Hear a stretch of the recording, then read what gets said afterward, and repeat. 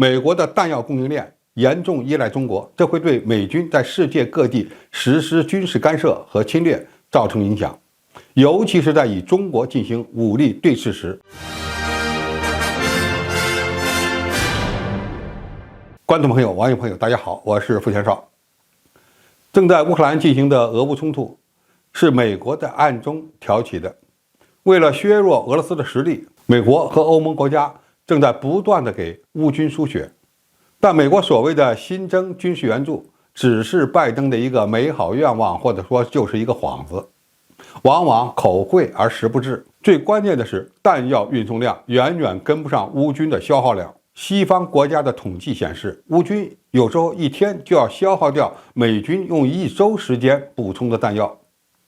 民族武器库正在被耗干。就在这个关键时刻，美国国会众议院军事委员会又捅出了美国在生产弹药环节对中国矿物的严重依赖问题。报告显示，美国在关键矿物 T 金属材料上几乎完全依赖中国。T 是生产从常规弹药到核武器以及夜视镜等各种武器军事装备所必须的基础材料。其实，美国在弹药生产上对中国原材料的依赖远不止 T 这一种材料，更严重的还有炸药。最近几十年，美国一直在去工业化，工业基础遭到破坏，供应链被严重撕裂。现在，甚至连最基本的 TNT 炸药都已经不再生产。也就是说，美国军工产业对中国依赖最严重的还不是稀有金属，而是连生产炮弹、子弹和导弹所需要的基本原材料都已经离不开中国。美国国防部的报告称，美军的弹药和导弹的关键含能材料的供应商总共有90多家，其中98%的原材料又源自于中国。可以说，中国几乎是其唯一的主要原材料供应商。美国为什么会在弹药的生产上依赖中国呢？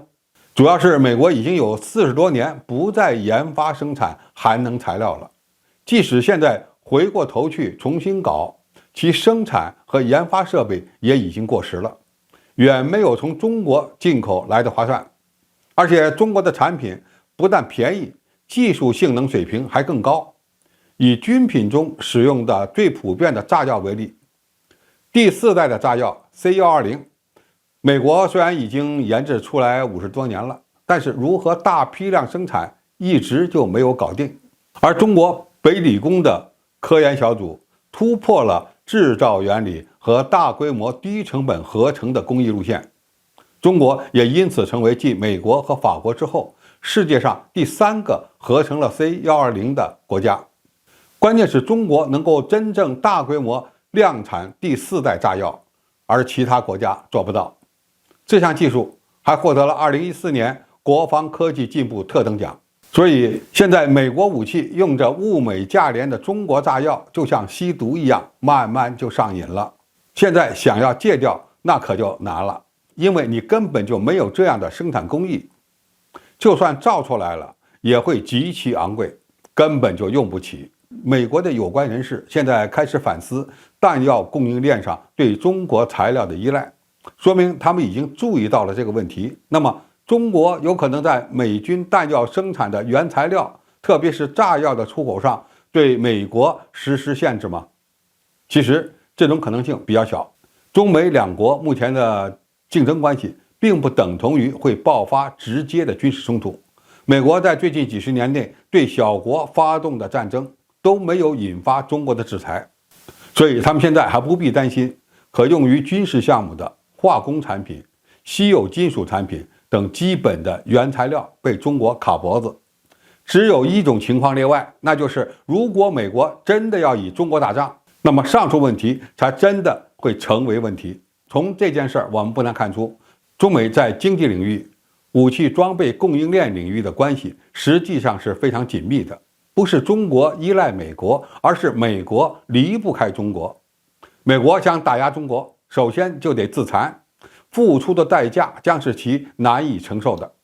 只要美国不与中国发生军事冲突，那么中国仍然会是美国各项生产和经济活动的稳定供应链。如果哪一天美国手痒痒了，想对中国动武，那么这条供应链立马就会被切断。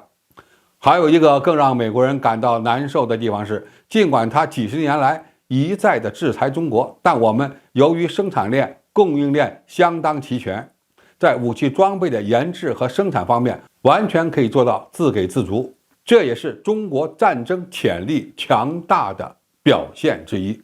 好，今天的评述就到这里，谢谢大家收看，我们下期再见。